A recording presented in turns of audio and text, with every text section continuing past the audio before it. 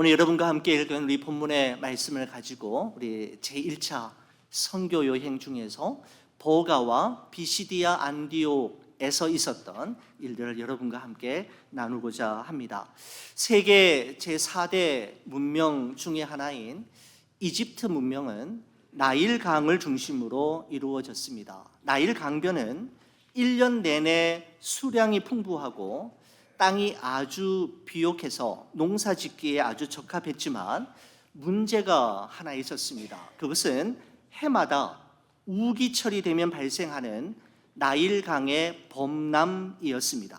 여러분, 하지만 이러한 극복해야 할 문제가 그들에게 있었기 때문에 해마다 반복되는 강의 범람을 예측하기 위한 천문학과 태양력이 이집트에서는 그 어떤 곳보다도 발달하였고, 범람을 막기 위해 대대적인 제방 공사를 하는 과정에서 도르래와 수레가 발명되었으며, 그것은 결국 거대한 피라미드를 건축하는 실력을 가지게 만들었습니다. 그리고 범람 후에 변경된 땅을 측정하기 위한 노력으로 기하학이 또한 발전되었습니다. 천문학과 태양력, 도르래와 수레, 그리고 기하학이 이집트 문명에서, 다른 문명이 아닌 이집트 문명에서 특별히 발달하고 발명될 수 있었던 것은 바로 나일강의 범람 때문이었습니다. 여러분, 그렇습니다. 잔잔한 바다에서 훌륭한 뱃사공이 만들어지지 않는 것처럼 끊임없는 시련과 역경, 도전으로 인해 그리스도인들은 더욱 그리스도인다워졌고, 계속되는 반대와 비방, 방해에도 불구하고, 그래도 가고 그럼에도 불구하고 행진했던 이들에 의해 그리스도의 복음은 예루살렘과 온 유대와 사마리아의 경계선과 장벽을 뛰어넘어 땅끝을 향한 머나먼 여정을 시작할 수 있었습니다. 그 복음이 전해지는 곳마다 영혼 구원의 역사가 일어나고 교회가 세워지게 되었던 것이죠. 바로 이와 같은 사실을 우리는 오늘 여러분과 함께 나누게 될 이 사도행전 13장의 말씀을 통해서 다시금 확인할 수가 있습니다. 안디옥 교회의 파송을 받아 최초의 선교사가 되었던 바울과 바나바는 첫 번째 선교지인 구브로의 아름다운 항구 도시인 살라미에서 유대인들의 회당을 중심으로 복음을 전하였습니다. 그리고 이동을 하죠. 구브로의 행정 수도이자 로마 총독 본부가 있는 바보라고 하는 도시로 이동해서 또한 말씀을 전하였는데, 여러분, 그곳에서는 특별히 마술사 엘루마라고 하는 이와의 만남이 있었습니다.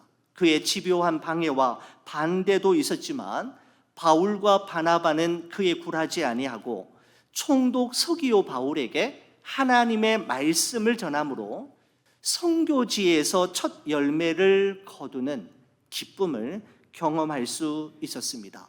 여러분, 구브로 섬의 총독이 회심했으니까 여러분 어떻게 되었겠습니까? 그의 전폭적인 지원으로 얼마든지 안정된 사역이 보장될 수 있는 상황이었지만 바울과 바나바는 그곳에 머무르지 않고 그곳에 안주하지 않고 또다시 길을 떠났습니다.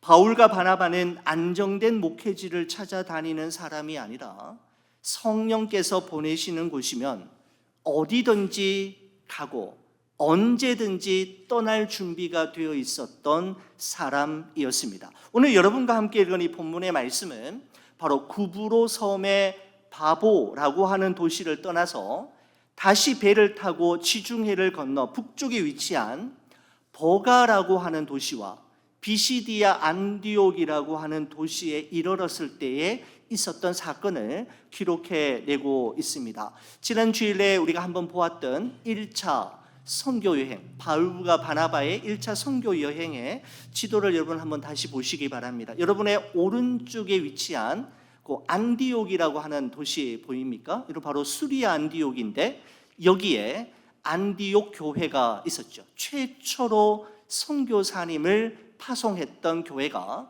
바로 수리아 안디옥에 있는 안디옥 교회였습니다. 여기에서 실루기아라고 하는 항구로 이동을 해서 배를 타고 구브로 섬으로 이동했지요. 구브로 섬에 첫 번째 도착했던 곳은 살라미라고 하는 항구 도시였고, 거기서 떠나 바보에 가서 마술사와의 그 영적인 대결이 있었던 곳이 바로 또한 바보이기도 했습니다. 다시 배를 타고 바보에서 북쪽으로 이동을 해서 밤빌리아라고 하는 지역에 있는 버가라고 하는 도시로 이동하게 되고, 그 다음에는 비시디아 안디옥으로, 그 다음에 이고니온과 루스드라, 더베로 이동하는 경로가 바로 바울과 바나바의 1차 선교 여행의 경로이었습니다. 오늘 여러분과 함께 읽으신 본문의 말씀 속에는 바로 그 중에서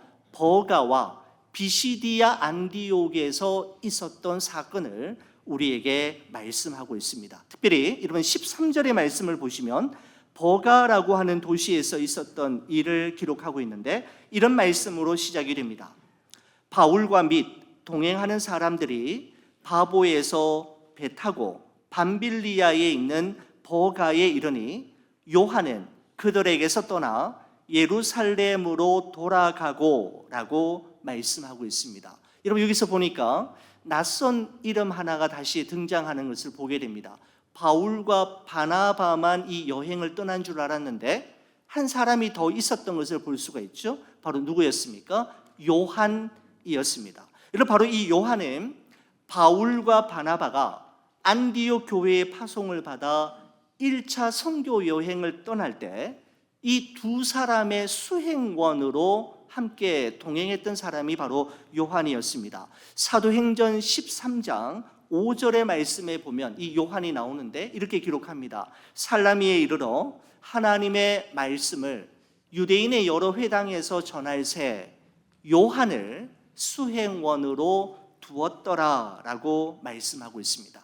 바울과 바나바가 선교 여행을 떠날 때 두 사람의 수행원으로 이 젊은 청년인 요한이 함께 했었던 것이죠. 여러분, 이 요한이라고 하는 이름이 성경에는 많이 등장합니다만은 여러분, 특별히 사도행전 12장 12절에 보면 이 이름과 또 사람이 동일하게 일치하는 이 요한이 등장하게 되는데, 그것은 무엇인가 하면 여러분 이런 말씀입니다.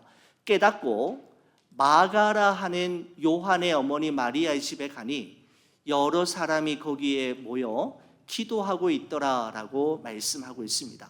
여러분, 이때의 상황을 잠시 말씀드린다면 당시 분봉왕 헤롯에 의해 야고보가 먼저 참수형을 당하고 이제는 베드로마저 감옥에 투옥되어 있었던 상황이었습니다. 이제 내일이면 이제 베드로가 죽임을 당하는 사형 선고를 받는 날인데, 그 전날 주님께서 보내신 주의 천사가 이 베드로에게 나타나 그의 도움으로 인해 감옥에서 베드로가 극적으로 나오게 되는데, 감옥에서 나온 베드로가 가장 먼저 찾아간 곳이 어디였느냐 하면 여기 있죠. 마가라 하는 요한의 어머니 마리아의 집에 가니 여러 사람이 거기에 모여 기도하고 있었다라고 기록하고 있습니다. 마가라 하는 요한의 어머니 집은 예수님께서 제자들과 함께 마지막 최후의 만찬을 하시던 곳이었고, 오순절 성령 강림의 사건이 있었던 곳이었으며, 초대교회가 어려움에 직면하고 문제가 있을 때마다 성도들이 함께 모여 전심으로 기도하던 큰 다락방이 있는 곳이 바로 마가라 하는 요한의 어머니 마리아의 집이었습니다. 이런 바로 이 기도하는 어머니 마리아에게 아들이 있었는데, 마가라 하는 요한이라고 하는 이름을 가진 청년 아들이 있었던 것이죠. 마가라 하는 요한이라고 할 때, 이런 마가는 로마식 이름입니다. 헬라식 이름이고요. 요한이라고 하는 말은 유대식 이름이죠. 바울과 사울과 같이 마가라 하는 요한은 한 사람인데 로마식 이름도 가지고 있었고 유대식 이름도 함께 가지고 있었던 청년이었습니다. 여러분, 바로 이 청년의 삼촌이 누구인가 하면 바로 바나바이죠. 바울과 함께 1차 선교 여행을 떠나고 있는 바나바가 이 마가라고 하는 요한의 삼촌인데 수행원으로 함께 동참하고 있었던 것입니다. 여러분, 그런데 도대체 어떤 연유인지 성경은 함구하고 있기에 알 수는 없지만 함께 선교를 떠났다가 이 청년 마가가 대열에서 이탈하여 예루살렘으로 되돌아가 버리는 사건이 일어나게 되었던 것입니다. 바보라고 하는 그 섬에서 버가까지 지중해를 건너는 180km의 머나먼 여정을 끝내고 이제 버가에 도착했던 이들, 이제 다음 선교지인 비시디아 안디옥까지 가기 위해서는 해발 1100m가 넘는 타우루스 산맥을 160km나 걸어야 하는 장도의 여정이 눈앞에 있는 이 시점에, 이 바로 중요한 시점에 청년 마가가 이들의 대열에서 벗어나 예루살렘으로 되돌아가 갔던 것입니다.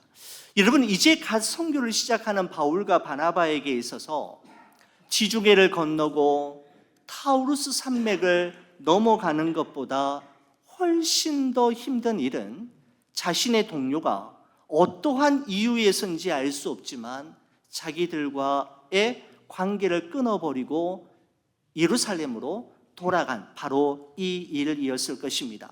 여러분, 결국 이 사건은 2차 선교 여행을 앞두고 바울과 바나바가 서로 각자의 길을 걷게 되는 결정적인 원인으로 작용하기도 했던 것이죠. 여러분, 제가 청년 시절 때 케냐와 소말리아에 단기 선교를 다녀온 적이 있었습니다. 그때 선교사님과 함께 이곳 저곳 선교지 지역을 방문하면서 대화를 나누었던 기억이 있는데, 제가 질문했던 질문 중에 이런 질문이 있었던 것을 기억합니다. 선교사님, 선교지에서 선교 사역을 감당할 때 가장 힘든 게 무엇이었습니까? 무엇이 선교사님으로서 가장 힘든 일이었나요? 라고 물었을 때 선교사님 몇 분의 대답 중에 여러 가지 요인이 있었지만 공통 분모를 차지하는 것은 동료 선교사님들과의 관계이었다라고 말씀하셨습니다.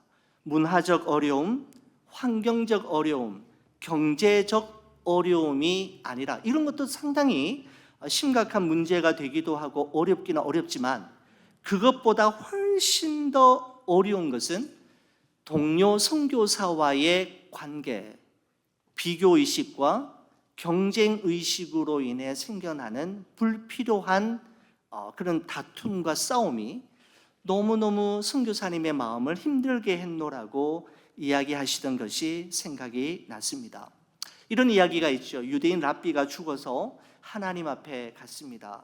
랍비는 하나님을 만나자마자 이렇게 이야기했다고 하죠. 하나님, 저는 민족의 지도자인 모세처럼 살지 못했고 눈물의 선지자인 예레미야처럼 눈물 흘리며 기도하지 못했으며 능력의 종인 엘리야처럼 그렇게 사역하지도 못했습니다. 하나님, 잘못했습니다. 용서해 주십시오. 저희 잘못을 용서해 주십시오라고 이야기했을 때 하나님께서 이렇게 대답하셨다고 하지요. 너는 모세처럼 살지 못하고 예레미야와 엘리야처럼 살지 못한 것이 잘못이 아니라 너는 너답게 살지 못한 것, 너처럼 살지 못한 것이 잘못이다 라고 이야기했다라고 하는 글을 읽어본 적이 있습니다. 너답게, 너처럼 살지 못한 것이 더 큰 잘못이다 라고 하는 이 말씀 속에 주는 메시지가 있다라는 생각이 들었습니다. 토마스 멀턴이라고 하는 영성학자의 말을 인용한 적이 있습니다. 그분이 이렇게 이야기했죠. 나무는 나무가 됨으로써 하나님께 영광을 돌린다 라고 하는 이 표현이 참 의미 있게 저에게 다가온 적이 있습니다. 나무는 나무가 됨으로써 하나님께 영광을 돌린다. 여러분, 나무가 바람이 되려 하거나 바람이 구름이 되려 한다면 어떻게 되겠습니까? 하나님을 영화롭게 하고 하나님께 영광을 돌리는 삶은 나무는 나무로, 구름은 구름으로 살아가고 바람은 바람의 길을 감으로 가능하게 되는 것이죠. 사랑하는 우리 성도 여러분, 우리 모두에게는 하나님께서 주신 저마다의 아름다움이 있고 저마다가 걸어가야 할 길이 있습니다. 자신의 아름다움을 발견하고 감사할 뿐만 아니라 하나님께서 내게 허락하신 길, 내가 가야 할 그 길을 걸어갈 때 우리는 하나님을 영화롭게 하는 삶을 살아갈 수 있게 되는 것이죠. 남과 비교하고 남과 불필요한 경쟁의식에 사로잡혀 자신의 삶을 허비해서는 안 된다라는 것이죠.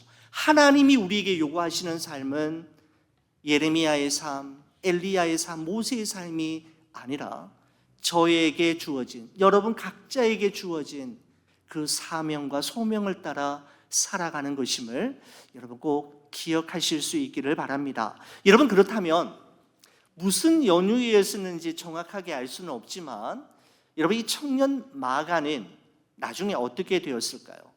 바울과 바나바와 함께 선교 여행을 떠났다가 좀 힘든 일이 있었겠지요. 바다를 건너는 것도 힘들었고 그 타우루스 산맥을 지나가고 넘어가는 것 또한 너무너무 힘들 것임을 알고 있었던 그는 산맥 앞에서 예루살렘으로 돌아가 버리고 말았습니다. 여러분, 그 이후에 이 청년 마가는 여러분 어떻게 되었을까요? 여러분, 사도 바울이 자신의 생의 마지막 순간에 기록했던 성경이 디모데 후서이지 않습니까? 디모데 후서의 말씀에 보면 이 마가가 등장하는 것을 볼 수 있습니다. 누가만 나와 함께 있느니라. 네가 올 때에, 즉 디모데 너가 올 때에 마가를 데리고 오라. 그가 나의 일에 유익하니라 라고 기록하고 있는 것을 보게 됩니다. 여러분, 청년 마가는 그 이후에 구체적으로 어떤 변화가 있었는지 알 수 없지만 사도 바울의 복음 전도 사역에 이후에는 큰 유익과 도움을 주는 사람으로 변화되었음을 미루어 추정해 볼 수가 있는 것이죠. 빌레몬서 1장 23절 24절에도 이 마가라고 하는 이름이 나오는데 그리스도 예수 안에서 나와 함께 갇힌 자 에바브라와 또한 나의 동력자 마가, 아리스다고 데마, 누가가 문안하노니라 라고 되어 있는데 여기서 사도 바울이 마가를 부를 때 뭐라고 이야기합니까? 나의 동력자라고 부를 만큼 복음을 위해 나와 함께 힘썼던 잊지 못할 소중한 동력자가 되었음을 이 문장을 통해서 확인할 수가 있습니다. 여러분, 그리고 이 청년 마가는 신약 성경 27권 중에서 가장 먼저 기록된 마가복음의 저자가 되었고 마태와 누가는 마가가 기록한 마가복음을 기초로 해서 마태복음과 누가복음을 기록하였습니다. 여러분, 그래서 이 세 가지 책을 공관복음이라고 말하고 있지 않습니까?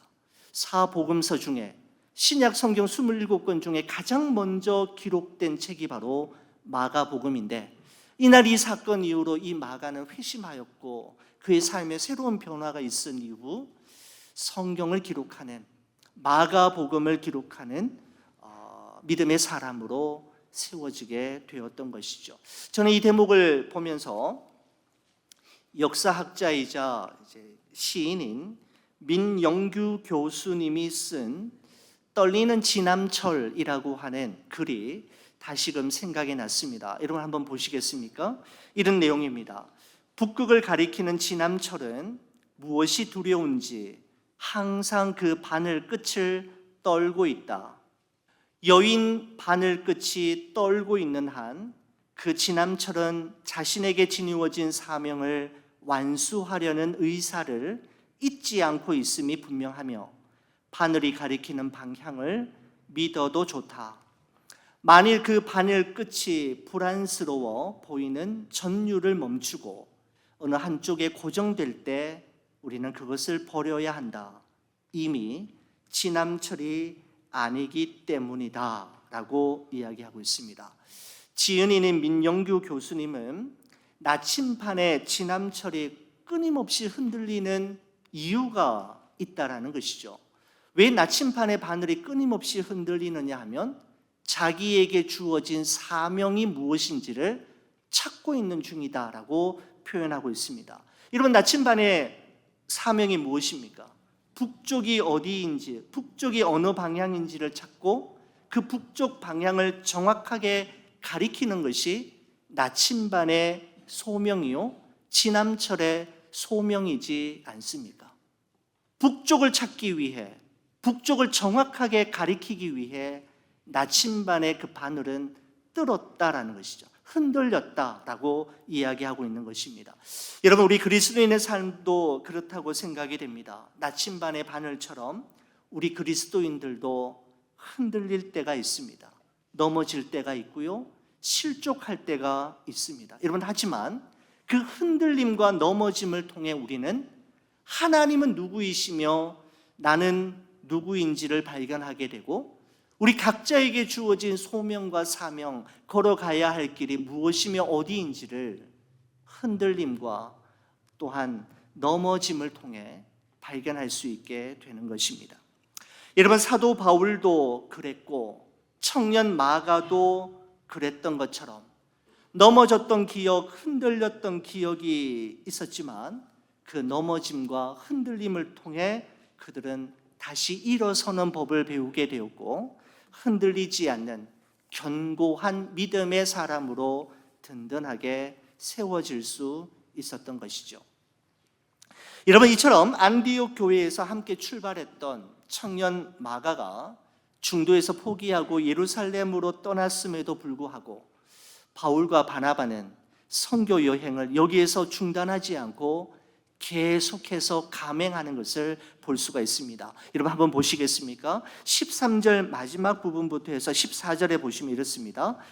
요한은, 여기서 요한은 마가를 이야기하죠. 요한은 그들에게서 떠나 예루살렘으로 돌아가고, 그들은 즉 바울과 바나바를 이야기합니다. 버가에서 더 나아가 비시디아 안디옥에 이르러 안식일에 회당에 들어가 앉으니라 라고 되어 있습니다. 요한은 그들에게서 떠나 예루살렘으로 돌아갔지만, 그래서 바울과 바나바도 모든 사역을 중단하고 접고 예루살렘으로 돌아간 것이 아니라 그들은 버가에서 더 나아가 비시디아 안디옥으로 전진했다라고 말씀하고 있습니다. 저는 버가에서 더 나아가라고 하는 이 표현이 말씀을 준비하며 너무나도 도전이 되었고 감동이 되었습니다. 함께 출발했던 청년 마가는 떠나고 타우루스의 험산 줄령이 앞을 가로막고 있고, 그 산을 넘어가기 위해서는 160km의 장도의 여정이 우리 앞을 기다리고 있으며, 그 여정 중에는 예상할 수 없는 수많은 변수들과 수많은 위험들이 도사리고 있기에, 그래서 그들은 돌아간 것이 아니라 그래도 나아갔고 그럼에도 불구하고 전진했기에 그들은 마침내 비시디아 안디옥에 도착할 수 있었고, 그곳에 사는 사람들에게 그리스도의 복음을 전할 수 있었던 것입니다. 여러분, 바울과 바나바는 주님이 여기가 땅끝이라고 말씀하실 때까지 쉬지 않고 전진하는 사람이었습니다. 여러분, 바울과 바나바가 타우루스 산맥의 그 험산 줄령을 넘기 전에 먼저 넘어야 했던 것은 자신의 마음이었겠다라는 생각이 들었습니다. 자신의 마음을 넘어선 자만이 산을 넘어설 수 있기 때문이죠. 여러분, 1953년에 에베레스트 산을 최초로 정복했던 에드먼드 힐러리가 했던 말이 생각이 납니다. 우리가 정복한 것은 에베레스트가 아니라 우리 자신이었다라고 하는 이 명언을 저는 참 좋아합니다. 우리가 정복한 것은 에베레스트가 아니라 우리 자신이었다. 무슨 의미일까요? 자기 자신과의 싸움에서 먼저 승리하지 못하는 사람, 자신의 마음과 생각의 한계를 넘어서지 못하는 사람은 절대로 에베레스트 산의 정상에 오를 수 없음을 이야기하는 것일 겁니다. 여러분, 그래서 에드먼드 힐러리가 에베레스트 산보다 먼저 정복해야 했던 것은 우리 자신이었다라고 말하는 것은 정말 이치에 맞는 말이고 성경적인 고백이다라는 생각이 들었습니다. 여러분, 왜냐하면 성경에서도 이런 말씀을 하죠. 잠언 4장 23절에 보면 모든 지킬 만한 것 중에 더욱 내 마음을 지키라. 생명의 근원이 이에서 남이니라. 마음을 넘어선 자만이 산을 넘어갈 수 있음을 말씀하는 것 아니겠습니까? 잠언 16장 32절에서는 이렇게 이야기합니다. 노하기를 더디하는 자는 용사보다 낫고 자기의 마음을 다스리는 자는 성을 빼앗는 자보다 나오니라. 그죠? 바로 우리의 마음을, 우리의 한계를 잘 넘어선 자만이 험산 줄령 에베레스트 산도 타우루스 산맥도 넘어갈 수 있음을 말씀하고 있는 것입니다. 자, 여러분 계속해서 보시겠습니다. 17절부터 41절까지 말씀은요, 드디어 피시디아 안디옥에 도착한 바울이 안식일에 유대인들 앞에서 설교하는 내용이 기록되어 있습니다. 바울의 설교 내용을 살펴보면 17절에서 23절까지의 말씀은 이스라엘의 역사를 정리해서 이야기하고 있습니다.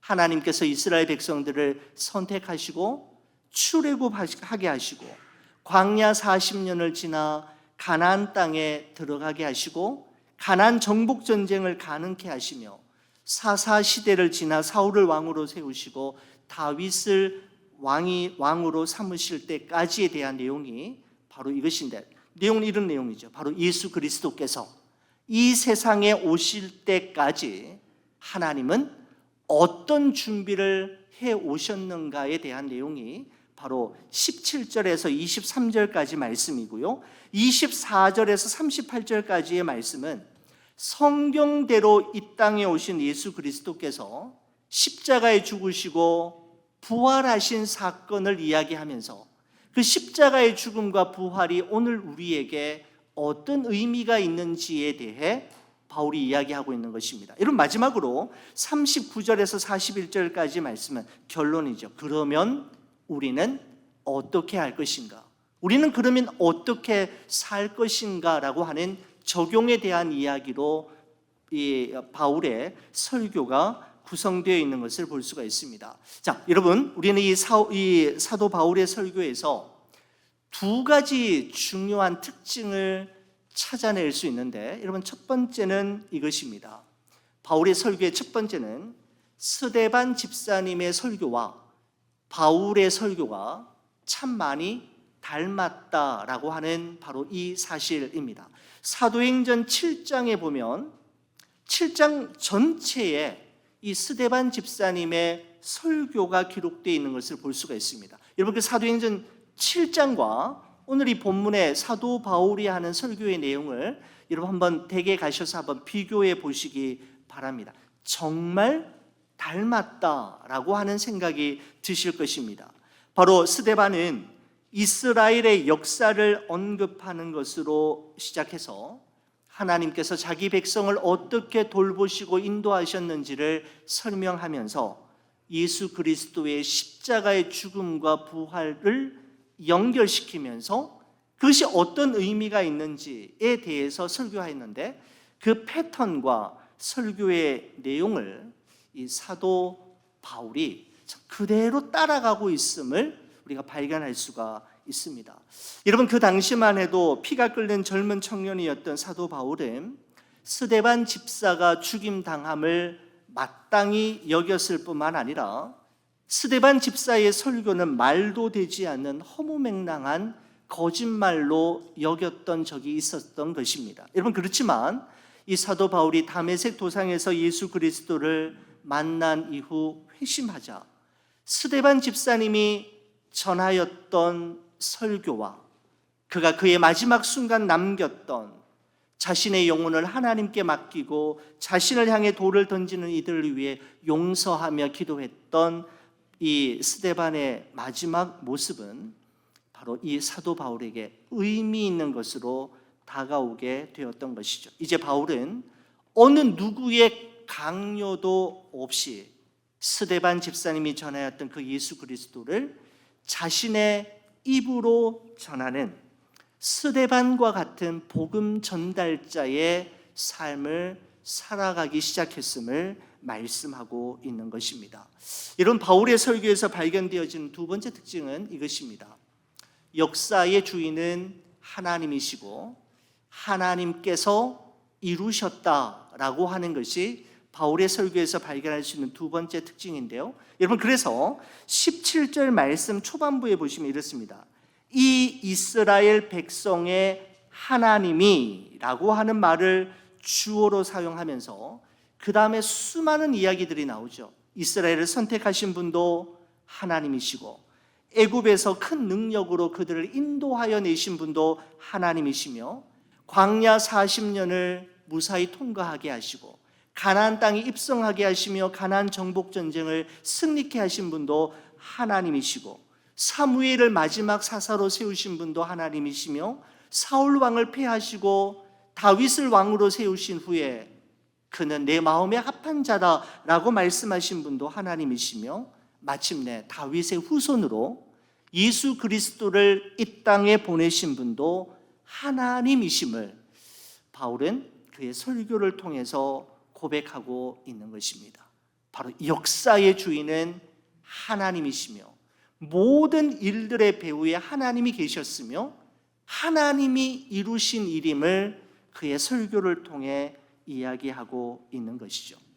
이루어낸 일과 일어난 사건들은 모두 달라도 이 모든 일들을 당신의 뜻대로 이루어지게 하시고 되어지게 하신 분은 바로 하나님이심을 이 바울이 비시디아 안디옥에서 전하였던 것을 볼 수가 있습니다.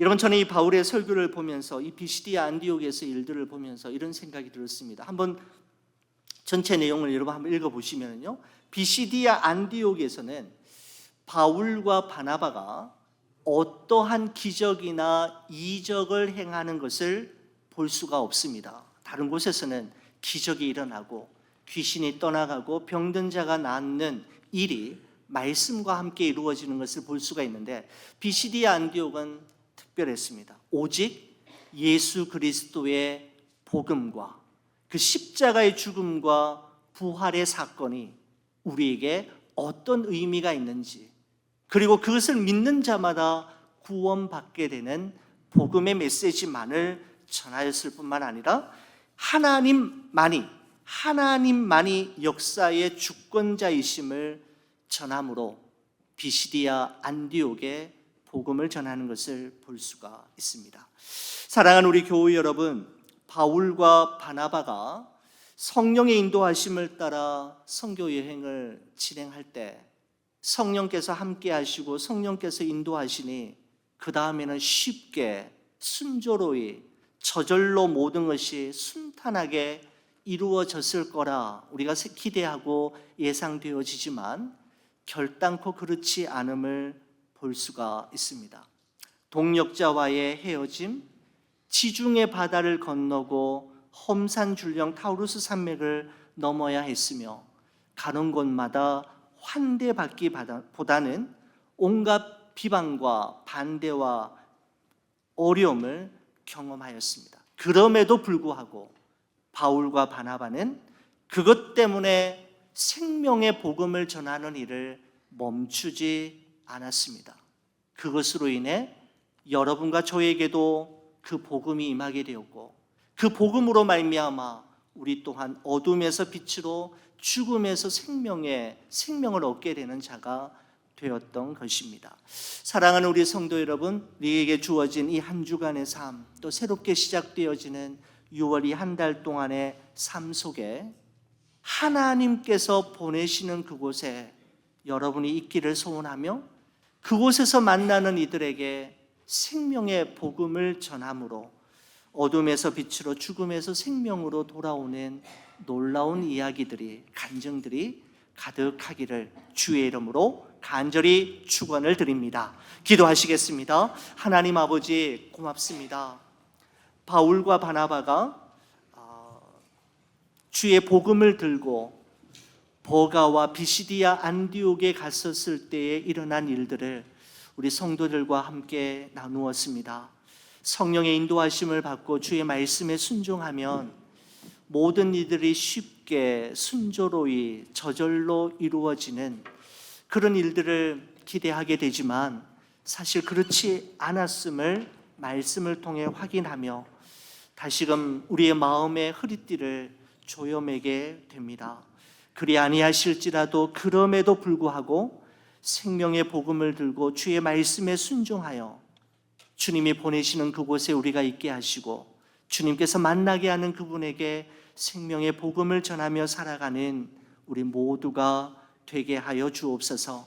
예상치 못했던 떠남과 헤어짐, 지중해 바다를 건너고 타우루스 산맥을 넘어야 하는 어려움, 온갖 비방과 반대에도 불구하고 믿음의 길을 중도에서 하차하거나 되돌아가지 않도록 도와주시고 선한 싸움 싸우고 달려갈 길 마치고 우리의 믿음을 끝까지 지켜내므로 주님이 주시는 의의 면류관, 생명의 면류관 모두 다 받는 우리 좋은 비전 모든 성도들 되게 하여 주시옵소서. 주님께 감사드리며 예수 그리스도의 이름으로 기도 올리옵나이다.